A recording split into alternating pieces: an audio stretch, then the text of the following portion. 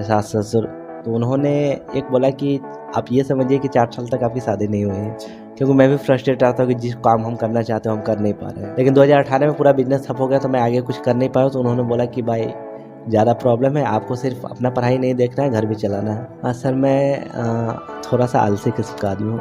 मैं ज़्यादा पढ़ाई कर भी नहीं सकता। मैं अगर देखा जाए तो मैंने घटना चक्र पे बहुत ज़्यादा फोकस रहा। वो क्वेश्चन हटाना ना पड़े ना, बीपीएससी ई ऑप्शन इंट्रोड्यूस कर दी। लास्ट के 10 दिन में प्लीज़ नया चीज़ ना देखें, आपको नेगेटिव मार्किंग देगा। आर्ट्स कम्युनिटी वालों के लिए एक चीज़, मैं जहाँ तक मेरा मानना, हम तो इतने सारे इंटरव्यू करते हैं, स्टूडेंट से मिलते हैं, उनके अंदर स्मार्ट स्टडी और साइंटिफिक स्टडी की कमी होती है। मैं टैबलेट की तरह खाता था प्रीवियस ईयर कुछ खाता, और दूसरे में गलतियाँ ना निकालें। आप अगर 10,000 का भी शर्ट पहनेंगे ना, तभी भी लोग बोलेंगे आप हीरो बन रहे हैं, और अगर 10 रुपये का भी पहनेंगे तभी बोलेंगे सारा कुछ नहीं है। भले मतलब ये भोजपुरी में नमस्कार दोस्तों, स्वागत है आप सबका एक और इंस्पायरिंग और इन्फॉर्मेटिव वीडियो में।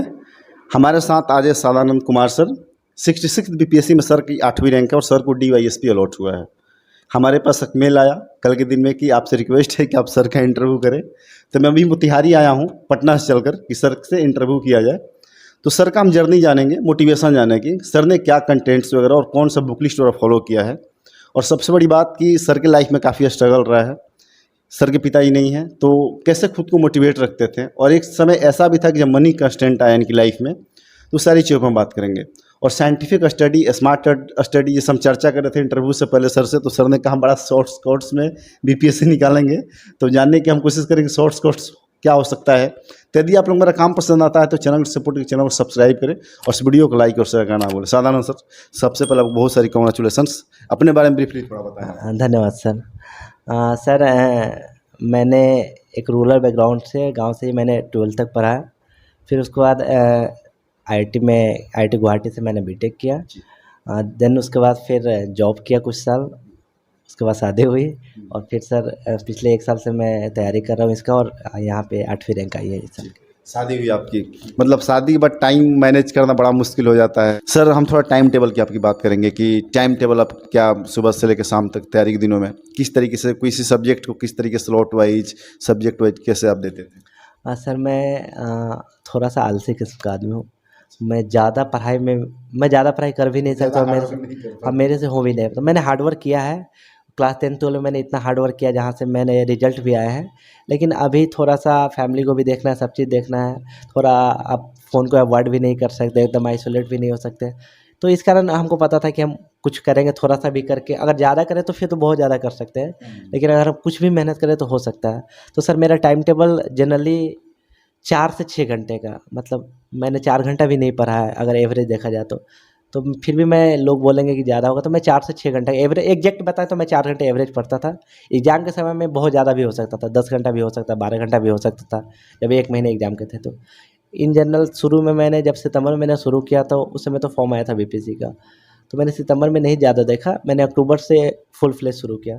तो मैंने टाइम टेबल बनाया कि 2 महीने में हमको पूरा सिलेबस कवर करना, और इतना करना है कि कट ऑफ के हम 10 नंबर ऊपर हैं, 10 से 15 नंबर ऊपर हैं। तो मैंने generally previous year question BPSC का एनालाइज किया, करंट के भी क्वेश्चन एनालाइज किए। लोग करंट के क्वेश्चन नहीं देखता है, लेकिन मैंने उससे भी क्वेश्चन देखे कि हमको करंट में कितना पढ़ना है। लोग रैंडमली मैगजीन उठा के उसको पढ़ना शुरू कर देते थे। मैं भी मैगजीन से ही पढ़ता था, लेकिन मेरा दिक्कत ये होता है कि हम जो हॉट टॉपिक होता है तो उसको ज़्यादा टाइम देते थे, और बेकार टॉपिक को मैं नहीं देता। तो मैगजीन में अगर 80 पन्ने हैं तो मुश्किल से मैं 30 पन्ने पढ़ता था। और काम की जगह ऐसा नहीं कि मैं 30 पन्ने पढ़ता था, कि उतना ही पढ़ना था कि ओवरऑल आप उसको जोड़िएगा तो 30 पन्ने के आसपास आएगा, हर पन्ने में कुछ निकल जाता था।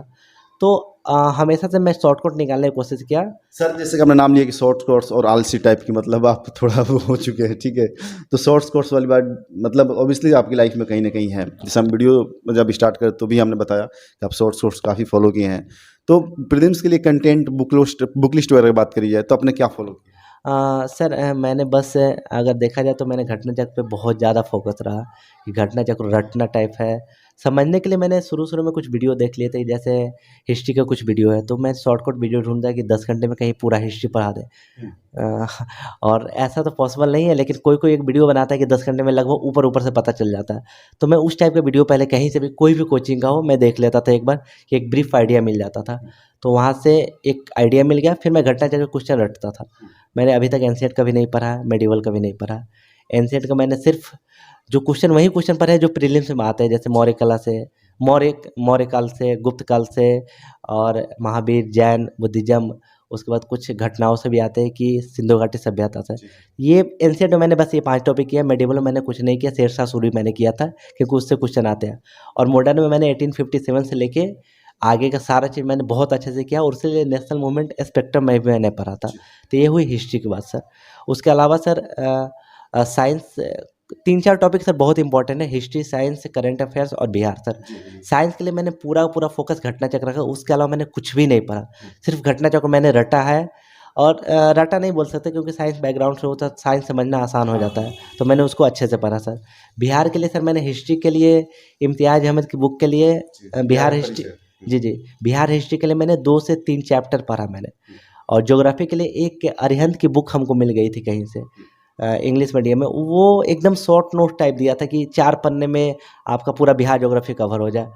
तो वहाँ से भी मैंने और कुछ और सोर्स मैंने कवर किया, तो करंट के लिए सर 7 से 8 के पेज मैंने वहाँ से किया था। और सर करंट के लिए मैं जो हॉट टॉपिक था उस पे ज़्यादा फोकस रहता था, उसके थोड़े बहुत नोट्स बना लिए थे, क्योंकि जनरली मैं ये फोकस करता कि पूरा मैगज़ीन 80 पेज पढ़ के अगर हम 30 क्वेश्चन अटेम्प्ट कर पाते हैं, और मेरा नोट्स लगभग 10 पेज होता था, मैं 10 पेज पढ़ के मैं 20 क्वेश्चन 25 क्वेश्चन अटेम्प्ट करता हूँ, मैं 30 क्वेश्चन के लिए नहीं जाता था।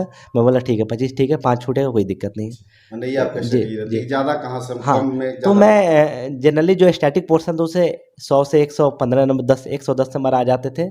मैथ से 10 नंबर क्वेश्चन होता और 30 नंबर करंट से होता था, तो स्टैटिक पोर्शन से मेरे अच्छे नंबर आ जाते थे और करंट से 20-25 में कवर करता था।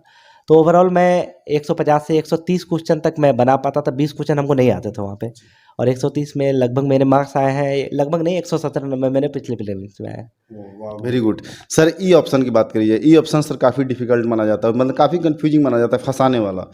उसको आपने कैसे मतलब टैकल किया था? सर मेरे हिसाब से ई ऑप्शन का सिर्फ एक ही रोल है कि पहले बीपीएससी जो भी क्वेश्चन आती थी बनाती थी, उनमें बीपीएससी कुछ मिस्टेक कर देती थी कि थोड़ा बहुत कहीं क्वेश्चन में गलती हो गया तो फिर क्वेश्चन को हटाना पड़ता था। मेरा मानना है कि वो क्वेश्चन हटाना ना पड़े ना, बीपीएससी ई ऑप्शन इंट्रोड्यूस कर दे, क्योंकि ई ऑप्शन का आप प्रकृति देखेंगे कि इनमें से कोई नहीं और मोर देन वन, कि अगर कोई नहीं होगा तो भी ई ऑप्शन होगा, मोर देन वन होगा कि चलिए 2 आंसर है, कोई अगर आप अपना कोई प्रूफ दे कि चलिए ये भी आंसर हो सकता है तो मोर देन वन लेके चलिए।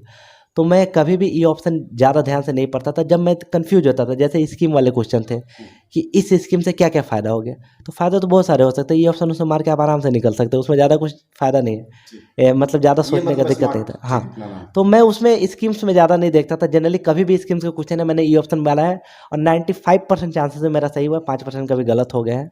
तो ई ऑप्शन बस ये है कि आप बीपीएससी अपनी चीज़ों को छुपाने के लिए ई ऑप्शन आपको दिया है, आप क्वेश्चन सॉल्व करें तो ई को इग्नोर करके चले। और ऐसे भी आप ई की प्रकृति देखेंगे तो पिछले 4 सालों के पेपर में जो 64वें शुरू हुआ है, 62 60 से 62 से शुरू हुआ है कि हर साल 150 में से 10 मैक्सिमम 10 क्वेश्चन 12 क्वेश्चन आ रहे हैं, तो 10% क्वेश्चन आ रहा है। अगर आप परसेंटेज वाइज देखेंगे तो 5 ऑप्शन है, तो 20% हर ऑप्शन के आने चाहिए, लेकिन 10 से भी कम आ रहे हैं, तो आप उसको इग्नोर करके चलें, ये सोचें कि ये ऑप्शन है ही नहीं। अगर चारों में से कुछ मिल नहीं रहा है तो आप फिर ई ऑप्शन पे देखें। ओके सर, अभी सर 1 महीने अराउंड है, हो सकता है कि जो 67th वाला प्रीलिम्स है बीपीएससी का इस महीने के लास्ट में हो जाए, अगस्त में या फिर सितंबर के फर्स्ट वीक में। तो अभी जो इतने कम टाइम है, 25 दिन मान के चलिए, 20 दिन मान के चलिए, फिर 1 महीने मान के चलिए, तभी किस तरीके का स्ट्रेटेजी और क्या मतलब वो अपनाए कि रणनीति अपनाए कि वो आसानी से निकाल सकें? सर जैसे मैंने बताया, मैंने रिवीजन बहुत ज़्यादा किया था सर। मैंने घटना चक्र को कितनी बार पढ़ा है मैं याद नहीं कर सकता, 20 50 बार सर ज़्यादा हो जाएगा, लेकिन मैंने रिमेंबर नहीं कर सकता कितनी बार पढ़ा हूँ। इनफैक्ट मैं घटना चक्र हर एक चीज़ मेरे को याद है, उसको मैंने घटना चक्र पे ही फोकस किया, जो मैंने नोट्स बनाए उस पर बहुत ज़्यादा फोकस किया, नया चीज़ मैंने कुछ नहीं देखा। और जो देख रहे हैं उनको मैं रिक्वेस्ट करना चाहूँगी, लास्ट के 10 दिन में प्लीज़ नया चीज़ ना देखें, आपको नेगेटिव मार्किंग देगा। मैंने खुद एक्सपीरियंस नहीं किया, लेकिन दूसरे के एक्सपीरियंस से सीखा, अगर खुद करने जाता तो फिर 3-4 अटेम्प्ट लग जाते। तो नया चीज़ आप ना पढ़ें, जो आपने नोट्स बनाया है वो चीज़ पढ़ें, नया चीज़ उसी केस में पढ़ें जब आपको लग रहा है कि हम कट ऑफ के आसपास नहीं जा रहे हैं। अगर आप कट ऑफ के आसपास जा रहे हैं तो आप छूने की ज़रूरत नहीं है। और मैंने 66वीं के लिए टेस्ट नहीं दिया है, लेकिन मैं 67वीं के लिए प्रिपेयर जब कर रहा था, क्योंकि रिजल्ट नहीं आया था, तो मैंने काफ़ी तो मैंने बहुत सारे टेस्ट दिए हैं। तो मैं भी रिक्वेस्ट करूँगा टेस्ट जितना ज़्यादा थोड़ा दे। और मेरी 2 थॉट थी कि अगर टेस्ट में आपके नंबर आ रहा है तो टेस्ट सीरीज अच्छा है, बीपीएससी लेवल का है। अगर टेस्ट में अगर नंबर नहीं आ रहा तो मेरे में टैलेंट है, लेकिन टेस्ट सीरीज बेकार है। तो हमेशा ये थॉट के साथ मैं जाता था, मोटिवेट भी रहता था, जिससे मेरे को फ़ायदा भी मिलता था। और ये सच में होता है, ऐसा नहीं कि मैं जैसे संस्कृति के लिए मैंने एक कोचिंग का टेस्ट दिया था, मैं नाम नहीं बताऊंगा। उस टेस्ट में मैं 80 नंबर आए। हम बस ये शौक रह गया कि मैं एग्ज़ाम देने जा रहा हूँ और ये 80 नंबर आ रहे हैं, तो फिर मेरे में कमी में तो दिक्कत नहीं है, आपके अंदर गलत थॉट आएंगे। तो इस थॉट को देने से अच्छा है कि आप हमेशा पॉजिटिव थॉट, तो ये जो थॉट था मेरा कि टेस्ट सीरीज बेकार है, ये हमको बचा के रखा है हमेशा से। तो बहुत, हाँ, तो बहुत सारे टेस्ट सीरीज आप में आएंगे जो अपने आप को बस दिखाने के लिए कि ऐसा कर देंगे कि लगेंगे कि आप इसमें 80 नंबर भी स्कोर नहीं कर पाए। उनका एक स्ट्रैटेजी होता है कि आप डरें और एडमिशन ले लें उनमें। लेकिन कोचिंग हमेशा आपको नेगेटिव की तरह ही लेके जाएंगे। कोचिंग हम कभी भी किसी को रिकमेंड नहीं करेंगे आप बीपीएससी के लिए कोचिंग करें। सर आप IITian रहे हैं, आर्ट्स कम्युनिटी वालों के लिए एक चीज़, मैं जहाँ तक मेरा मानना, हम तो इतने सारे इंटरव्यू करते हैं, स्टूडेंट से मिलते हैं, उनके अंदर स्मार्ट स्टडी और साइंटिफिक स्टडी की कमी होती है। और आप लोग जो बीटेक वाले, उसमें भी खास करके IIT वाले बड़ा बेहतरीन तरीके से करते हैं। तो मैं आपसे ये पूछूंगा सवाल कि स्मार्ट स्टडी और साइंटिफिक स्टडी को थोड़ा ब्रीफली बताएं कि उसे कैसे किया जाए। हाँ सर, जैसे मैंने बताया कि आपको क्या क्वेश्चन आएगा, इसको ट्रेंड को समझना पड़ेगा। और इस ट्रेंड को समझने के लिए सबसे बेस्ट सोर्स है आपका प्रीवियस ईयर क्वेश्चन। मैंने एक वीडियो में बताया भी था कि मैं टैबलेट की तरह खाता था प्रीवियस ईयर क्वेश्चन। खाता मतलब दिन में जैसे 3 टाइम होते हैं, मैं 3 टाइम से ज़्यादा भी लेता था। हर कोई टॉपिक छोटा सा भी पढ़ा, पहले देखा था कि इसके प्रीवियस ईयर क्वेश्चन क्या क्या है, मैं कहीं पास से भटक तो नहीं रहा हूँ।